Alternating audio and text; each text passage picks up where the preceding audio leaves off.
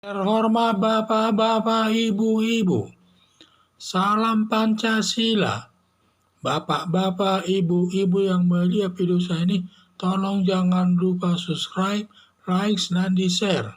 Sifatnya gratis. Pada hari Kamis, tanggal 19 Mei tahun 2022 ini, saya akan mengomentari salah satu alasan mengusir dari Singapura Ustadz Abdul Somad karena kebal hukum. Salah satu alasan MHK Singapura mengusir Ustadz Abdul Somad dari negara Singapura selain garis keras, teroris, termasuk kebal hukum. Alasan kebal hukum Ustadz Abdul Somad karena sudah dilaporkan kasus salib itu jin kafir ke polisi, tetapi polisi tidak bertindak, takut karena pendukung Abdul Somad sangat besar, takut nanti kantor polisi digeruduk. Atas tudingan MHK Singapura menampar muka jajaran kepolisian atau mempermalukan jajaran kepolisian ke dunia internasional. Hanya setingkat Ustadz Abdul Somad saja, polisi tidak berani menindaknya. Seperti negara kalah sama Ustadz Abdul Somad. Padahal Presiden Joko Widodo mengatakan negara tidak boleh kalah. Daripada diduga negara kalah sama Ustadz Abdul Somad agar militer membantu polisi dalam menangkap Ustadz Abdul Somad dan memproses hukumnya sesuai aturan hukum yang berlaku. Sehingga kesan negara kalah dapat hilang dari tengah-tengah masyarakat dan dunia internasional. Jajaran kepolisian beraninya menindak kelompok agama Kristen dengan tuduhan penodaan agama melanggar pasal 156A KUHP. Tidak perlu hitungan minggu, hitungan hari saja. Kalau ada yang laporan dari masyarakat langsung ditetapkan sebagai tersangka. Seperti kasus Muhammad KC, Saifuddin Ibrahim sampai melarikan diri ke negara Amerika Serikat dan Paul Sang melarikan diri ke Jerman. Dan dari sana mereka melakukan berbagai kegiatan menyampaikan firman Tuhan itu kepada masyarakat. Karena kalau negara Indonesia tidak berani mereka, karena polisi sangat melindungi kelompok tertentu dibandingkan kelompok Kristen tersebut.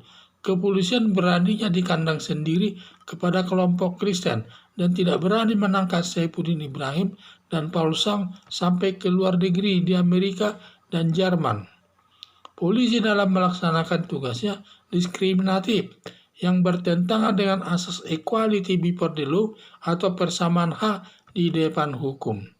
Harapan saya polisi supaya menghormati asas equality before the law atau persamaan hak di depan hukum. Dan semua yang dilaporkan kepada polisi seperti Ustadz Abdul Somad supaya ditindak dan proses sesuai hukum yang berlaku. Jangan hanya menindak daripada orang-orang Kristen yang dituduh melakukan penodaan agama, melanggar pasal 156A. Ini yang saya lihat, beraninya kepada umat Kristen saja, sedangkan kepada Ustadz Abdul Somad tidak berani. Jadi perlu ditiru seperti langkah Singapura tersebut, berani menolak mengusir Ustadz Abdul Somad dari negara Singapura tersebut dikembalikan ke Indonesia. Harus begitu karena Ustadz Abdul Somad ini terkenal sebagai ustadz daripada teroris katanya dan juga kebal hukum. Dan setiap ceramahnya yang dapat dilihat dunia internasional selalu menyatakan salib itu katanya jin kafir. Ditambah lagi katanya kita harus Ustadz Abdul Somad mendukung daripada ISIS dan terorisme. Siapa yang tidak mendukung ISIS dan terorisme, kafirlah dia. Darahnya halal, berarti halal dan bisa dibunuh. Itulah ceramah Ustadz Abdul Somad kalau memberikan ceramah. Sehingga sampai negara Singapura ya tentu merasa ketakutan lah ya, bahwa dia nanti umat daripada orang Singapura itu bisa terpengaruh nanti menjadi garis keras. Karena garis keras itu sangat berbahaya di tengah-tengah masyarakat. Bagi yang kafir nanti sah saja mencabut nyawanya dan lain sebagainya. Itu yang disampaikannya. Di samping itu juga pendukung terorisme. Dia memperbaiki pernyataan wartawan. Kalau wartawan menyatakan terorisme itu mati konyol, tetapi diperbaikinya teroris mati bukan mati konyol, tetapi mati karena syahid. Mati karena menjalankan ajaran agama Islam itu sendiri. Hal-hal demikian kan yang menakutkan ini. Sampai negara Singapura itu menolak Ustaz Abdul Somad masuk ke negara dan diusir dan harus kembali ke negara Indonesia. Walaupun nanti di negara Indonesia dia banyak yang mendukungnya. Dan juga di sinilah dia seharusnya perlu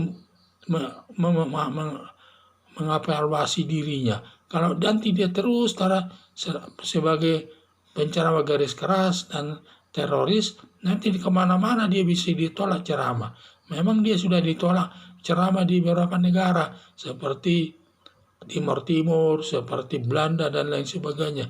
Tetapi dia tetap saja tidak merubah sikap. Hal itu rupanya sudah kebiasaannya, ingin menegakkan khilafah tersebut di negara manapun dia berada. Sehingga harapan saya supaya polisi supaya menghormati asas equality before the law. Jangan dia adanya persamaan hak depan hukum. Sehingga Ustaz Abdul Somad yang sudah dilaporkan ke polisi terkait dengan pencemaran nama baik agama Kristen yang menyatakan salib itu adalah rejim kafir supaya ditindak sesuai aturan hukum yang berlaku. Sampai negara Singapura mengerti masalah tersebut bahwa Ustaz Abdul Somad itu adalah kebal hukum. Itu merusak nama jajaran kepolisian. Jadi saya harapkan polisi tegas bertindak dan menegakkan hukum kepada Ustaz Abdul Somad tersebut. Sekian dan terima kasih.